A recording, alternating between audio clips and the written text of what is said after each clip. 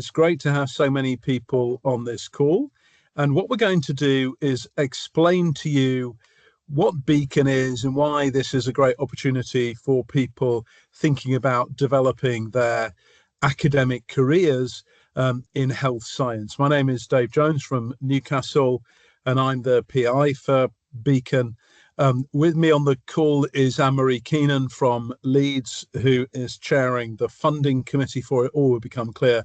And Wesley Sendama, who's an MRC Clinician Scientist Fellow, who is chairing a really important part of this, which is the stakeholder group, which is how you can get involved in running this program, which we hope is going to be a very exciting opportunity for all of you. So this is to introduce everything and to explain to you what this is about and how you can engage with it some more moving forward. A relatively short presentation, and then we're very happy to take any questions you want around the programme and around the next steps with it.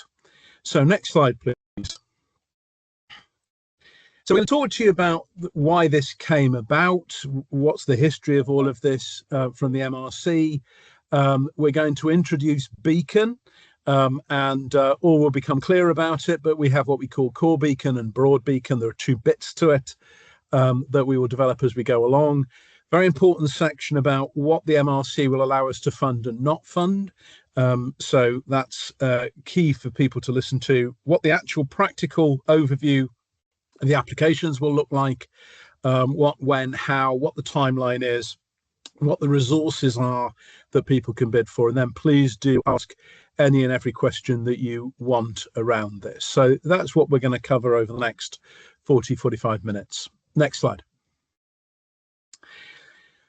So this is a brand new initiative by the MRC, Regional Accounts for Clinical Researchers. And this is a bold attempt by the MRC to support research for people with a clinical background for whom there may be gaps in the opportunities to gain support. And many people will be familiar with the Oscar report, which identified the fact that clinical research capacity is declining at exactly the same time as the NHS wants and needs to do more in the way of research. And those two things really go against each other.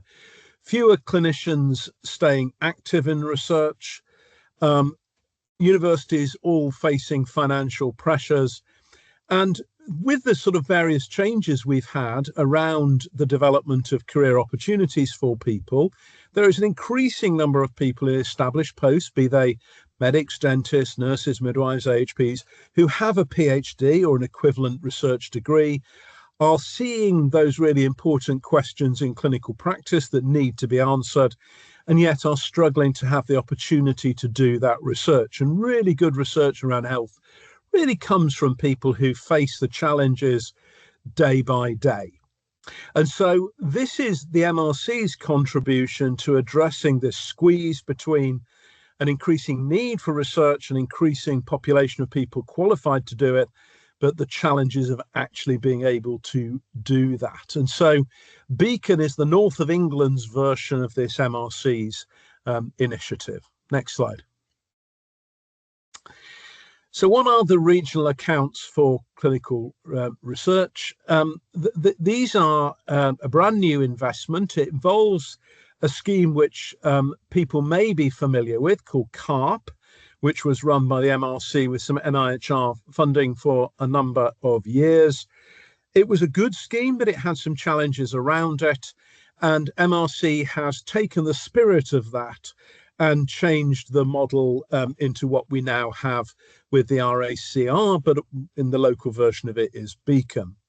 It also extends the remit a little bit from CARP. So if people are wondering how this relates to CARP, if you've come across that scheme, this is the successor to it. And the really critical bit is that this is devolution of the funding to regional consortia rather than being run by the centre in the MRC. So this gives us the ability and the opportunity to shape what we do, why we do it, how we run it, to meet the needs of our population. That's really important. This is designed to be what you want and need to meet your needs. So 10 awards were made. There are 50 research organisations that have been funded, 60 NHS organisations right across the 4 nations.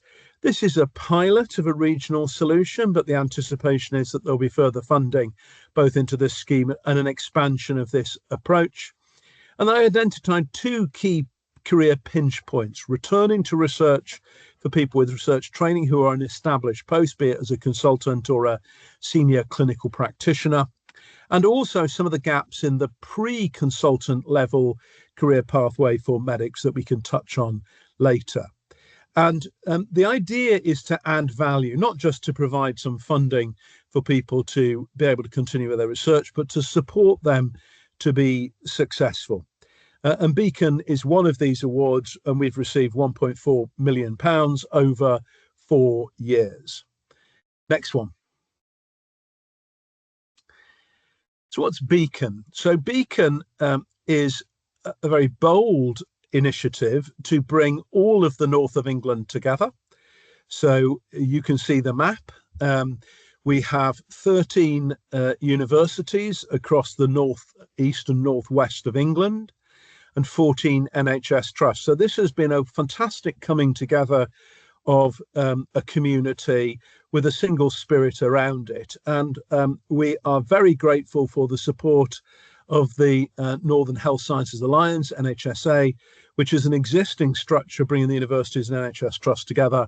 And they have fostered the development of all of this. So we are working with them on the delivery of this. And I think the MRC was very impressed by the extent to which the North has come together and wants to work together to support people. We have, we believe, a unique track record of career development, and this is something that the MRC wants to invest in and build on. So when you look at our centres, we have really strong track records in career development. We also have newer organisations, some of the new medical schools and aspirational centres of excellence, and we have incorporated everybody within that. So this is right the way across the spectrum, from large and established organisations to new and emerging ones. I said that we're good at this, and actually that's easy to say, but it's actually true. In one of the recent Medical Schools Council report, that's an organisation that brings medical schools together, they highlighted again the decline in clinical academic numbers, with the exception of 2 areas in the country, the Northwest and the Northeast, which covers a huge amount of our territory, where there were actually very significant increases in clinical academics. So we're good at this, we're already doing it, but we can still do more. And I think our culture of wanting to support the next generation and looking at practical solutions to do that has all come together to inform the Beacon bid. And we have activity right the way across the region. And one of the things that we're going to do is to bring together the programmes that different organisations offer. So we will all have a much larger pool of activity that we can access over and above our own organisations, and then obviously the specific funding the MRC operates. So this is an ecosystem, I describe it, of training opportunity across the north. In addition to the 13 universities and 14 NHS trusts, we have a significant and growing partnership of other partners who are coming into this, and we have more partners coming in. People see the opportunity to be involved in developing the next generation of people. And so this grouping of partners will only grow during the life of Beacon. It started on the 1st of July.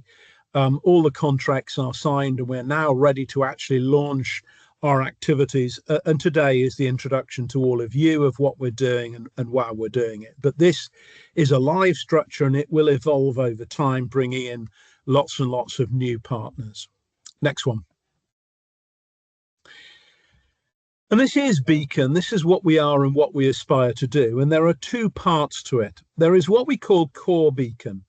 This is the funding that the MRC have given us to manage around the region. And we will do that in an equitable and quality assured way. And Anne-Marie will talk in detail about what the funding opportunities look like and what the steps will be to get that funding. So the core of Core Beacon, if you like, is the Fellowship Fund. This is the meat of what we're doing, and we'll talk about that in some detail. The first call is later this year, and Anne-Marie will give you the timelines for it. We're also interested in developing what we call the 4Fs fund: flexible, focused and frequent funding. Why? Well, this is to do with the fact that there can be pinch points in people's careers where there is a need for urgent funding to get continuity of what's happening. And so we want to have some flexibility in addition to the fixed deadlines around core funding for people to be able to go for rapid funding in order to address a very specific problem. That's going to be a little bit further down the line, but that is definitely coming. So Core Beacon is our majority fellowship fund, MRC funding. These are personally held awards held in your university in your name, and these are CVable for you in terms of MRC funding. So very important as you're building your career. And then the 4Fs, watch out for that in order to be able to give more flexible funding. However, we wanted Beacon to be more than this. We didn't want it just to be a funding structure. We wanted to really add to the ecosystem of training around the region and to link up the various different programs so that we don't duplicate activity, we share it, so that there is an ever increasing amount of support and activity that you can access. And Broad Beacon, if you like, is a mindset. It is a series of activities, an academic development network across the consortium. So what does that mean in practice? Well, we are in the process of setting up Know Your Funder events. This is something we piloted in Newcastle a while ago, where we will invite funders to come along and talk to you about your the individual schemes that they offer that may be relevant or of interest to you. And we've found the funders very, very happy to do that. And so we will cast the net very widely with that. And if you would like us to invite particular funders who haven't been on the programme to date, then please let us know. And the team, Matt and Amy, who will introduce themselves at the end of all of this, are the people to contact about that. Fittingly, the first Know Your Funder for the whole of Beacon will be the MRC. We invited them to do that very specifically because they are the people who've made all of this happen. And so Joe Robinson from the MRC, who's really integral person in capacity development in the MRC, is going to do the first of those and is delighted to do that. So there'll be more information about that coming forward. The next thing is a Fellows Forum. This is a really flexible series of webinars that we will offer that will be based on what it is that you want to hear. And again, we've piloted this already. And what happens is there is a very eclectic series of topics that people have asked to have covered, from scientific methodologies to approaches to policy, to the mechanics of being a successful academic, to IP, to all manner of different things. These will not be relevant to everybody, but they will be relevant to significant numbers of people. And what we want to do is to have a rolling program of these. So please do tell us what you want. And we're very persuasive in encouraging people to contribute their expertise. And these are very lively and very exciting opportunities. So topics, please do tell us what you would like. Learning to lead is something that we will be looking to develop after the first year. As you move on in your career, so the challenges that you face are different. You have to start running your group. You have to start getting involved in how universities and hospitals operate. And there's a lot of mentorship training out there, but there are actually some specific skills around experience of actually running large projects and grants that we think that we can add some real value to. So we'll be developing a program around that. And then also, and as Wesley will talk about, we want this to be informed by what you want as a training community, but we want you to participate in delivering this. And near-peer mentorship is where you get involved in supporting the next generation of people coming up, behind you in the career development pathway. Dinosaurs like me aren't that relatable anymore, but you are relatable. You are the people who, as postdocs, your PhD students will look up to you, and we would like to get you involved in this whole ethos and culture of helping and supporting and developing the next generation of people. So Broadbeacon is a mindset. It's about lots of different things that will help people to be successful. And it will be a live program that will evolve and develop over time. And the idea here is to make the whole substantially more than the sum of the parts. Next slide. With that, we shall pass to Anne-Marie, who is the person who you really need to get to know and be nice to, because she's going to chair the funding committee, and she's going to talk a little bit about the specifics of the funding program and the things to look out for. So Anne-Marie. Thanks, Dave. So clearly core Beacon, which is MRC funding, activities need to be within the MRC remit. And I would strongly encourage you to go and visit the MRC website. They've got a number of documents around their strategic priorities, but they fund world-leading discovery and translational research, non-applied health research, and the research is there to accelerate diagnosis, advance treatment, and prevent human illness. And their areas of remit include those listed below. So global health research, population and systems medicine, molecular and cellular medicine, neurosciences, mental health, infections and immunity, and translational research. And what we will be doing as the program develops is to have some application clinics, so that if you're not sure whether or not it fits within the remit of MRC, we'll be able to provide feedback. Because if we're giving you core funding from the MRC, it needs to be MRC remit. Next slide, please. As Dave said, the funding is for doctors, dentists, and health and care professionals, and we're inclusive of that, and we're using specifically the term health and care professionals so that we include NMAPs, pharmacists, and healthcare scientists. So it's targeting kind of two known areas of attrition. So one is those who are post-PhD and they're returning to their training post, but they still want to continue their research. And while we know that we have the IAP program and clinical lectureships available for that, we know that there are a lot of people unable to access those. So it's around the post-PhD transition.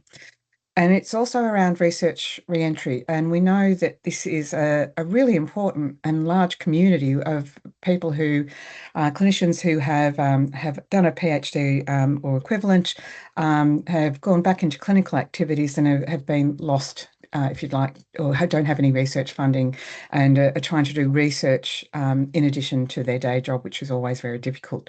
So, so they're the two areas, and the funding. We expect this to be used primarily for salary or time buyout, up to 12 months. And there may also be some limited laboratory costs or something that you may need to have access to in order to develop your postdoc research career. Next slide, please.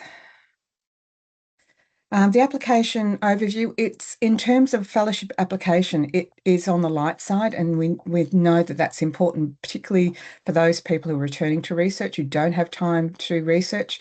What we ask you to do, and it's very much in alignment with the MRC fellowships, so that we ask you to provide a narrative CV.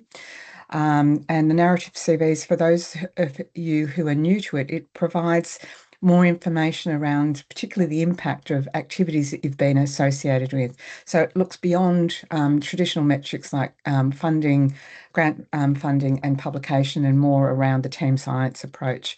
I'm happy to talk about narrative CVs as long as you like. I think they're absolutely useless. I'll go. So this is being recorded, and I'm happy for it to be on record. Very difficult for pre-doc and doctoral to do a narrative CV, but for postdoc, it actually makes a lot more sense. We're asking you to include a summary of your proposed research, and critically, it needs to demonstrate how it fits within the MRC remit, because this is MRC funding.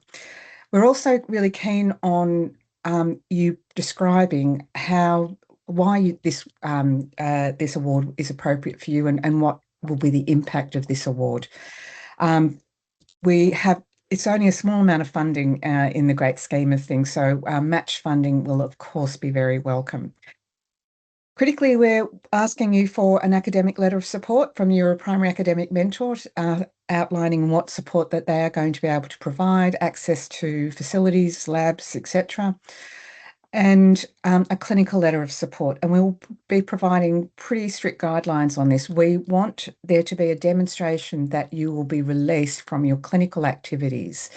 And how that will happen. It was an issue in the previous CARP program when they did a review of the CARP program. They found that almost half of candidates had trouble being released from their clinical duties, which impacted enormously on the ability to actually deliver that. Each university affiliated with this has a centre lead, and we're strongly encouraging you to coordinate your application with your centre lead. They are aware of the program. They're on our management committee, and they will be able to provide you with some advice and probably more of the nuancing around, what's required for this application. Next slide, please. So this is the timeline, and it's been interesting. We've been able to do this in a very short period of time. And can I just give a huge shout out to the Newcastle people, Amy and Matthew, particularly who you'll meet, who've been able to get this up and running at speed. The applications will open on the 1st of September. There will be a webinar with more details of how to fill out the form, what things the committee are looking at. The applications will close on the 23rd of October, and during November, the review process will be undertaken by the committee.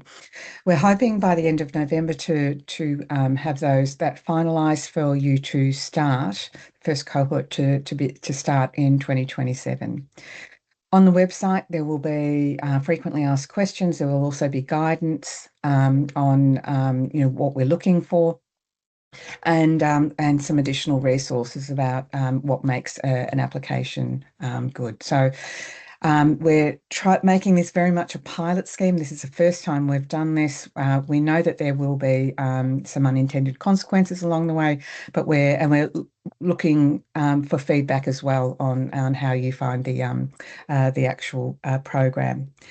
And that leads nicely onto the next slide, which I hand over to Wesley for.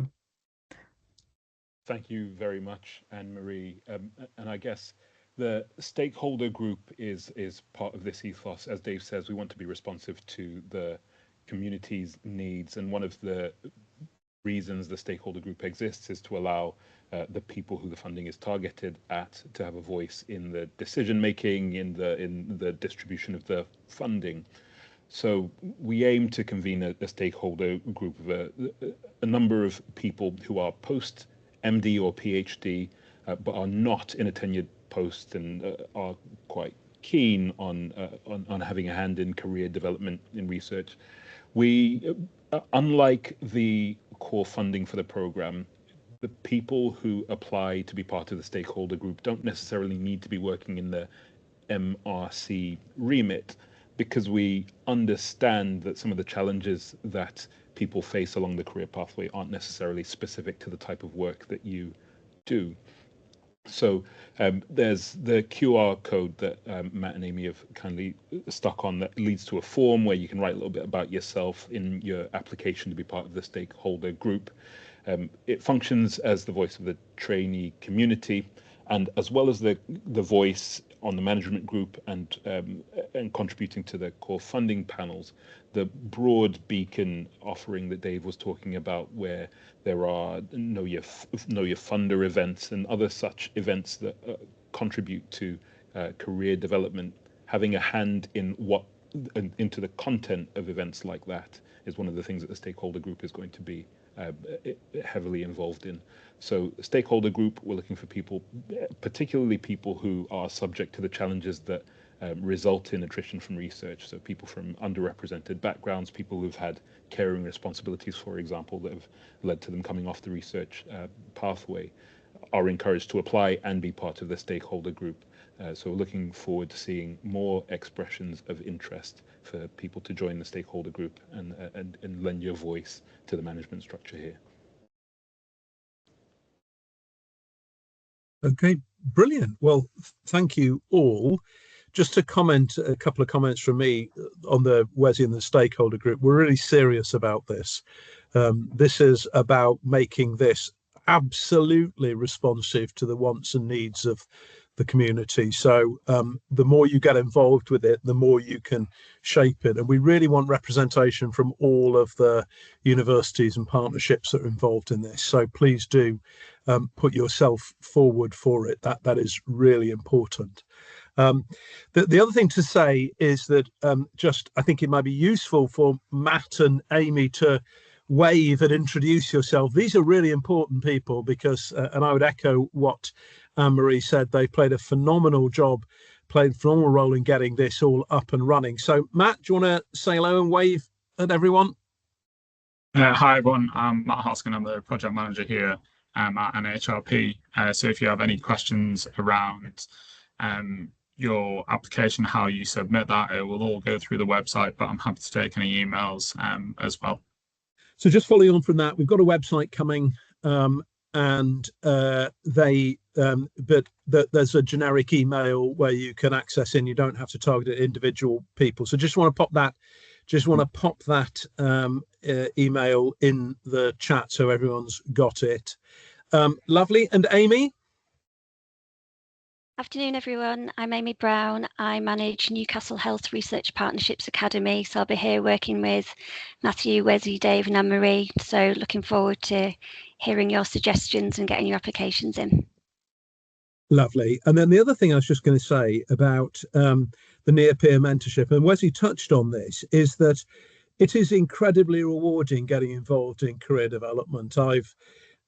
It's been a big part of my career. It's been a big part of Anne-Marie's career. The North of England has always been very good at this.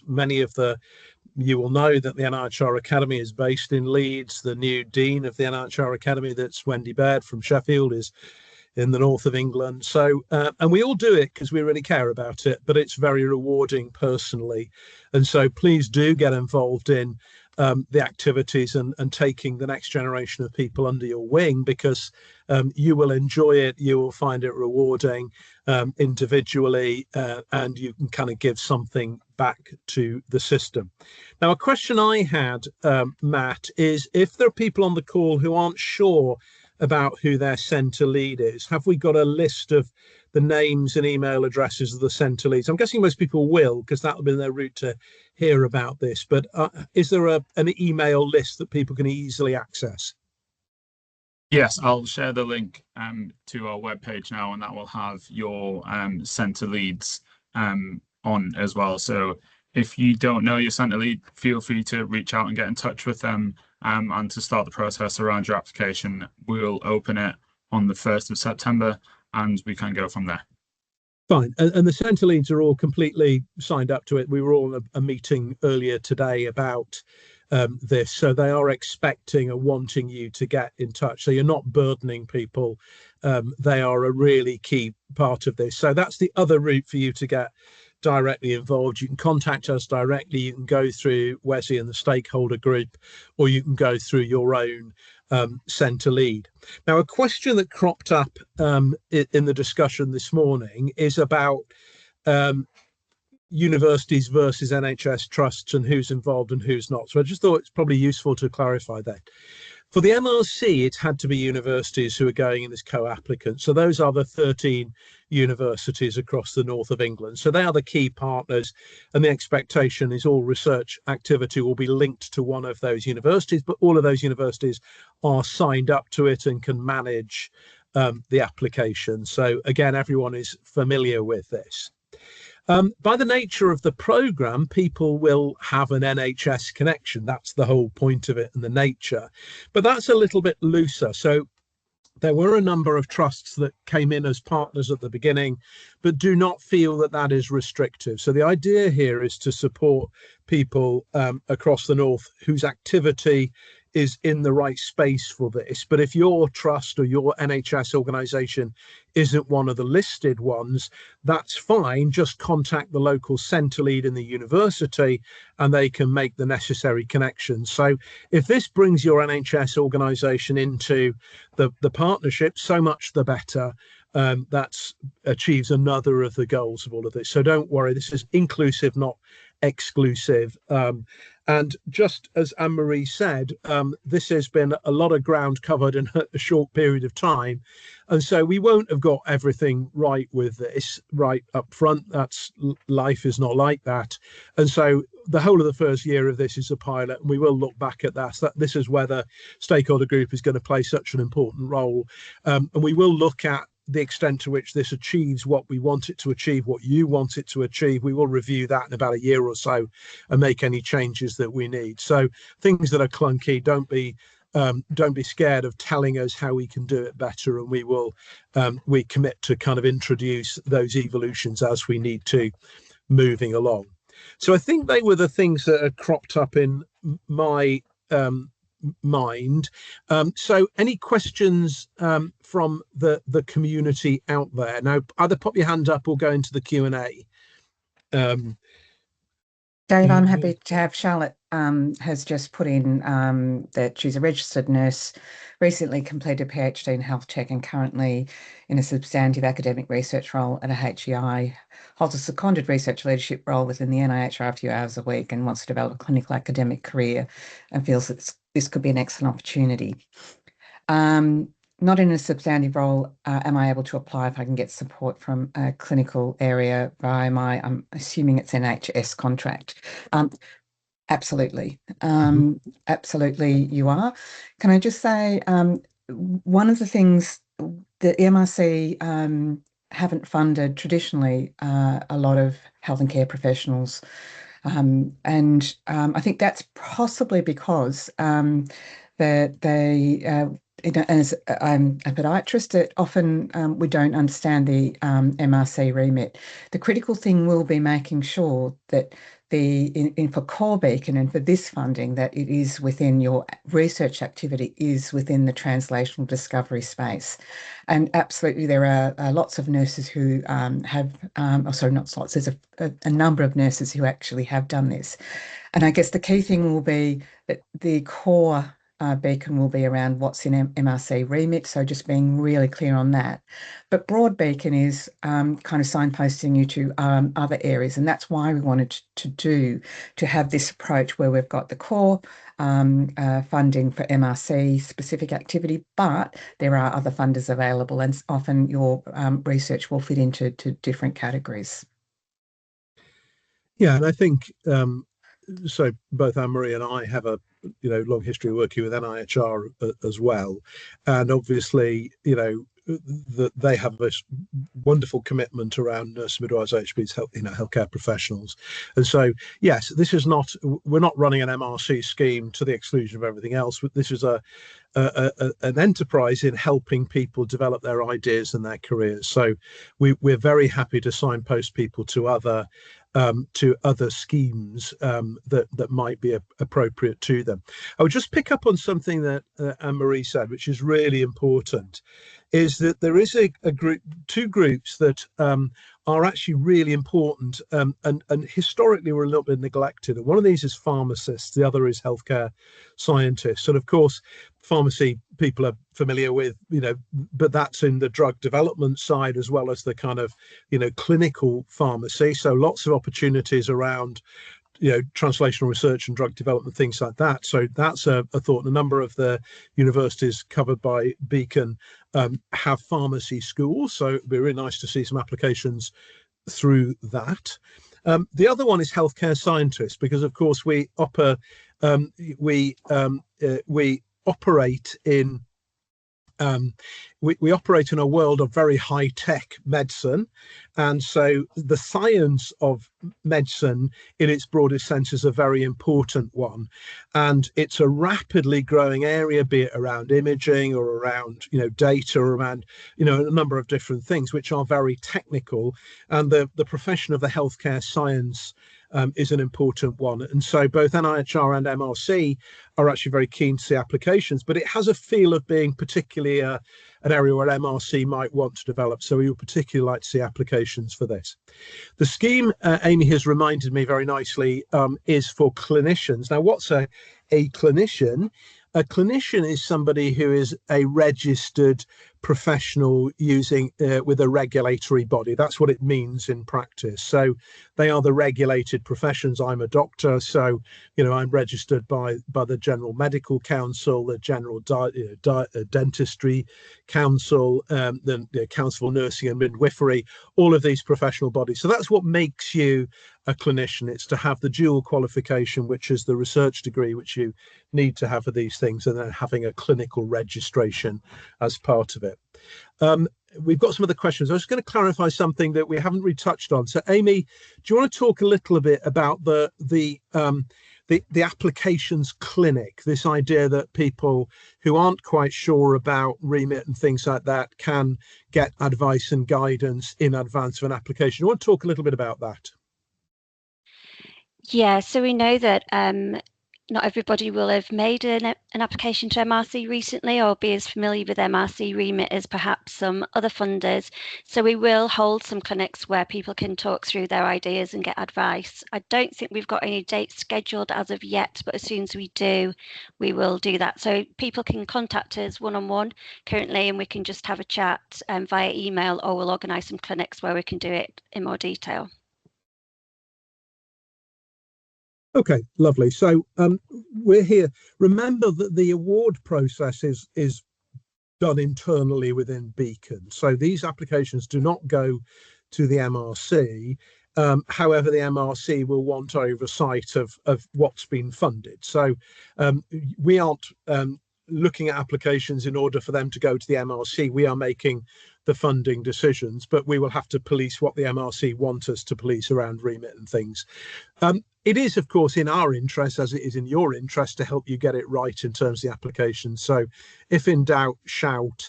For those of us who've done sort of frequently asked questions about these things, it's impossible to anticipate all of the individual nuances that might come up. It is just not possible to do that. So if it's not clear or obvious, and you would like a quick guidance on it, then just go into the email address that Matt sent and we'll give you guidance. But we are, I sat on an NIHR committee that used to make the point that we are a funding committee, not a rejecting committee, and that the principle is wanting to support people with the constraints that are put on us by the MRC. So we would want to help you put an application in that is right, rather than, say at the end you didn't meet that criteria or that criteria, which actually ends up being counterproductive for you. So if in doubt, shout.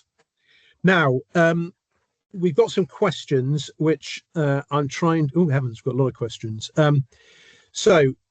Oliver Mann, at my institution, Lancaster University, I don't believe there are many postdoctoral clinicians working in discovery or translational research within MRC remit funding, particularly in wet lab work. However, I'm a pre-doctoral ACF working within MRC remit. Would I be eligible for core Beacon funding or broad Beacon only? So broad Beacon, definitely. That's part of the whole ecosystem.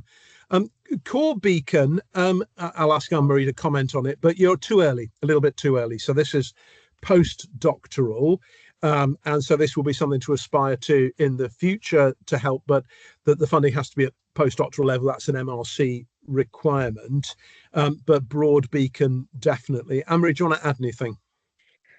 No, I think that's it's again why we've done the broad Beacon, so that we can signpost you to other different career stages, to other funders. So nothing really more to add. Okay, so next one is from Abdullah Malik. Apologies, I joined late, may have missed it. What flexibility is available in terms of determining the clinical academic split, particularly for craft specialties? No, you didn't miss it, and it's a really good question.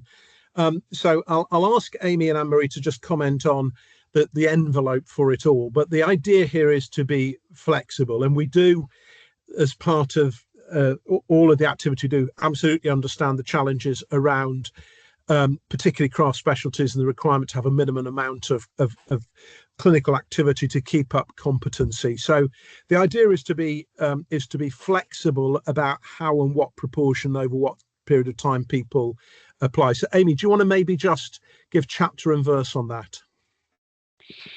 Our funding awards are going to be up to £50,000 and will last up to 12 months. So it depends on what your salary is, depending on your profession, and also what your need is. So it's for you to justify what the split would be and to be able to confirm that backfill with your supervisors, line manager, and so forth. Okay. From message via Matt from Rohit Sinha, is there flexibility to have a mentor and collaboration from universities outside the Northeast, such as Edinburgh, with the Northeast Centre and NHS Trust leading the research? So the funding has to be held by one of the 13 partner universities, but after that it is, from my perspective, around mentorship and collaboration teams as is appropriate for the best quality science. Any different views on that?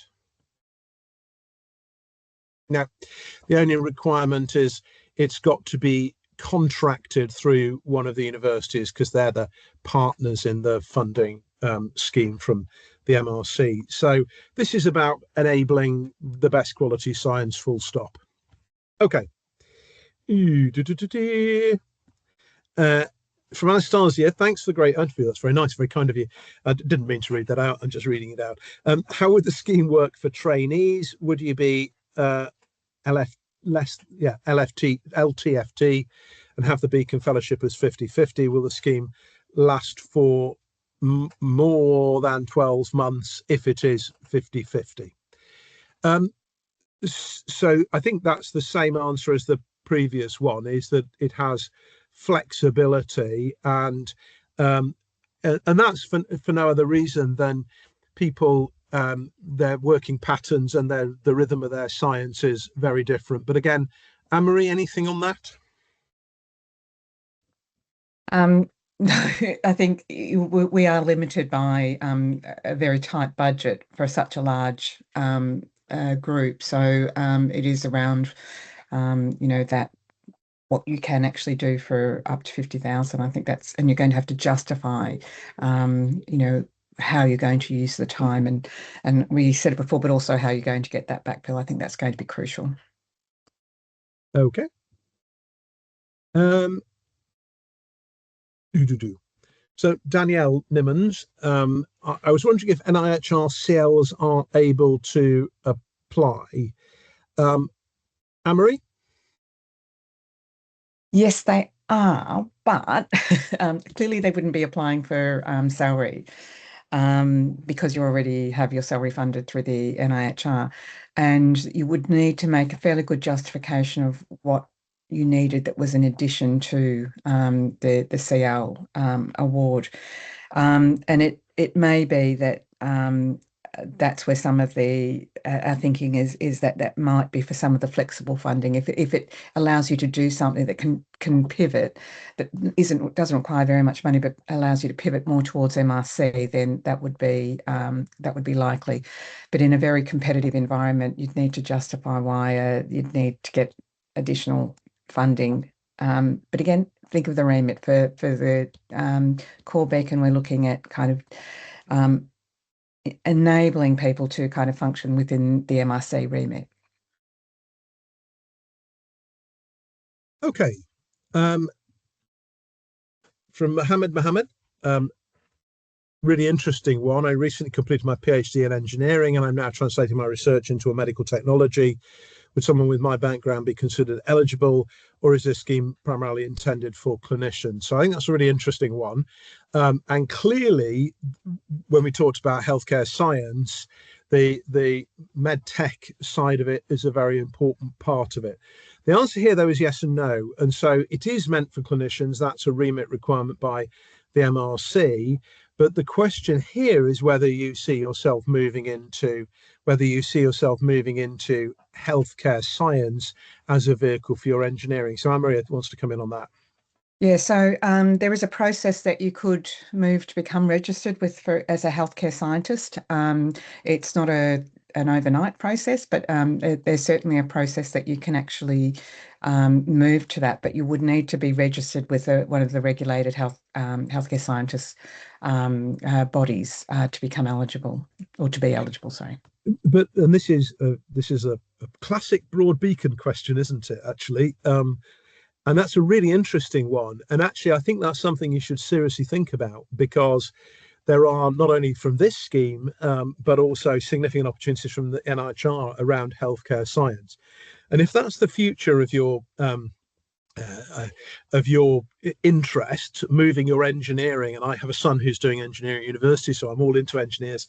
So if engineering is your engineering is going into health tech, then actually there are some really significant funding opportunities that come with that, and that might be something that is well worth you thinking about as part of your career plan. That will be partly because of this scheme, but also mainly because NIHR also has such good opportunities. And at a kind of higher level, that's exactly what the field wants, isn't it? It wants really innovative solutions. And Chris Whitty, I remember many years ago, saying to me that what we need to do is to bring lots of different people with different backgrounds into the world of health science, because they bring different and unique strengths. So absolutely think about that.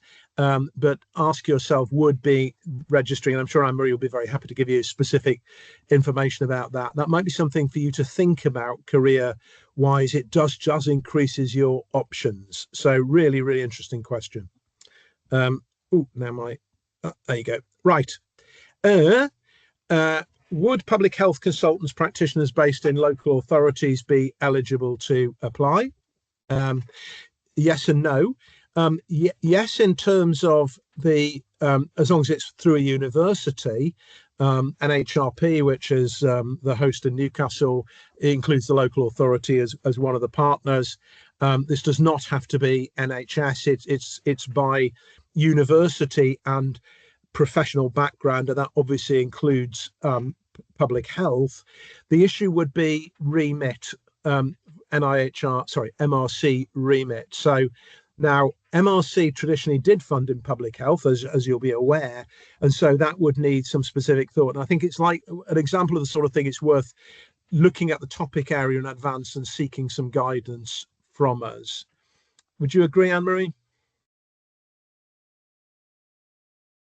Sorry, absolutely. And it also links into Hannah's question around also, would MRC consider funding non-lab-based scientific translational research? So yes, it will, and it funds things that are not based within the lab. So obviously data science is a classic example, but it really does need to be within the MRC remit. That's formulating the question within the MRC priorities and remit.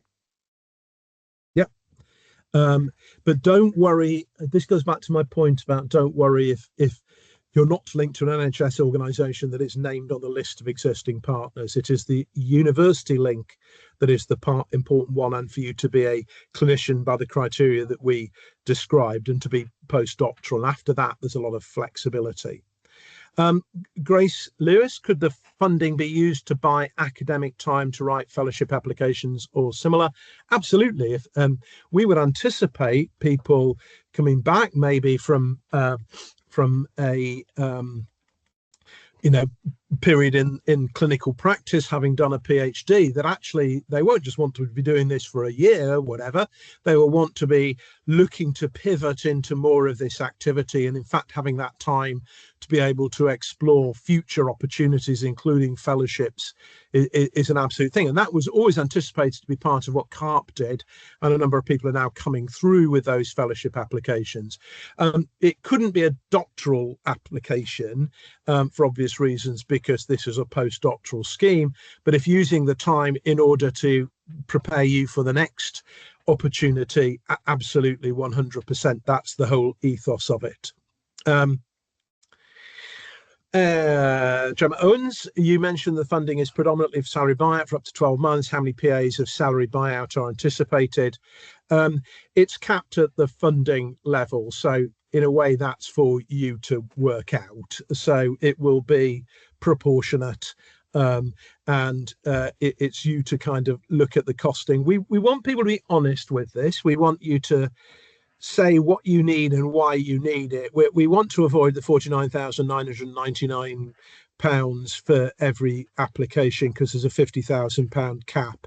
And so we will look at value for money as part of it.